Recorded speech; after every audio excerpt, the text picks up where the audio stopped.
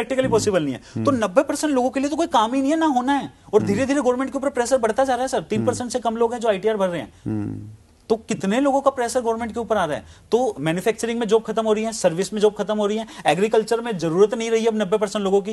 और लास्ट हमारा defence sector आया था, डिफेंस के ऊपर मैंने एक वीडियो बनाई थी कि डिफेंस से लोगों को निकाला जाएगा। लोगों ने बड़ा बोला कभी नहीं निकाला जाएगा, डिफेंस की तो सरकारी जॉब होती है सर। उसके 20-22 दिन के बाद एक आर्टिकल आ गया था 1,35,000 लोगों को निकालेंगे। प्रैक्टिकल यही है सर। आपको पता है आज हमारे यहाँ की आर्मी को अगर 80% हम खत्म कम कर दे, 80% अगर हमारी आर्मी निकाल दे हम, तो हमारे पास इतना पैसा बच जाएगा कि हमारी 20% आर्मी को हम वो रिसोर्सेज दे सकते हैं कि वो दुनिया की सबसे सुपर मतलब एक तरीके से मतलब आर्मी बन जाएगी, मतलब सबसे ज्यादा बेहतरीन एडवांस लेवल के उनके पास वेपन्स होंगे। बट ये हम नहीं कर सकते क्योंकि 80 को निकालेंगे तो जिन्होंने वहां बंदूक कर रखी है वो यहां कर लेंगे कैसे निकाल रहे हो, तो हम फंसे हुए हैं। तो इसलिए हम क्या कर रहे हैं, धीरे धीरे करके निकाल रहे हैं। और आर्मी ने बोला 1,35,000 को निकाल रही है, धीरे धीरे करके उनको निकालना पड़ेगा। 80% लोगों को आर्मी से भी निकालना पड़ेगा सर, क्योंकि इंसान है ना, मर जाता है। और ये सारी की सारी जो सारी के सारे जो क्षेत्र हैं ये डायरेक्ट सेलिंग की तरफ आ सकते हैं, आना ही पड़ेगा। कोई और सेक्टर नहीं है ना, मैन्युफैक्चरिंग, सर्विस, एग्रीकल्चर और ये आपका डिफेंस या कोई भी आप सेक्टर ले लो, हर जगह टेक्नोलॉजी लोगों को निकाल रही है। इकलौता ऐसा सेक्टर है जो बाहें फैला के खड़ा है। किसी भी सेक्टर के हो आप,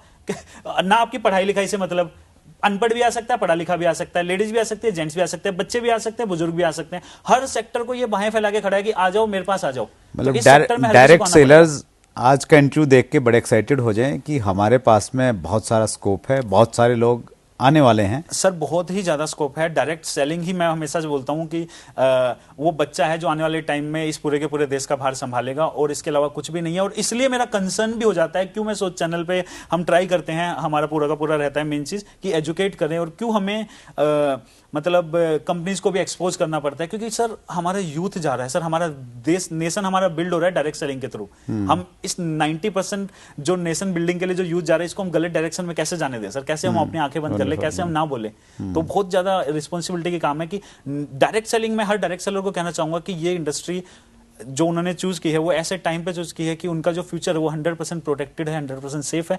हर किसी को, आज आप लोग चॉइस के साथ आए हो, जो नहीं आ रहे उनको मजबूरी में आना पड़ेगा, बट आना हर किसी को पड़ेगा सर, इसके अलावा और कोई रास्ता नहीं बचेगा। इसलिए हर किसी को डायरेक्ट सेलिंग करनी चाहिए और एजुकेट होकर करनी चाहिए, सबसे इंपॉर्टेंट चीज। आपने बहुत विस्तार से बताया सर, और ये जो लॉजिक्स आपने दिए इसको कोई झुठला नहीं सकता, बहुत डिटेल आपने जानकारी दी, और इसी प्रकार से आप एजुकेट करते रहिए अपने चैनल के माध्यम से। आज आपने समय निकाला सर, हमारे व्यूअर्स की तरफ से बहुत बहुत आभार। Thank you very much.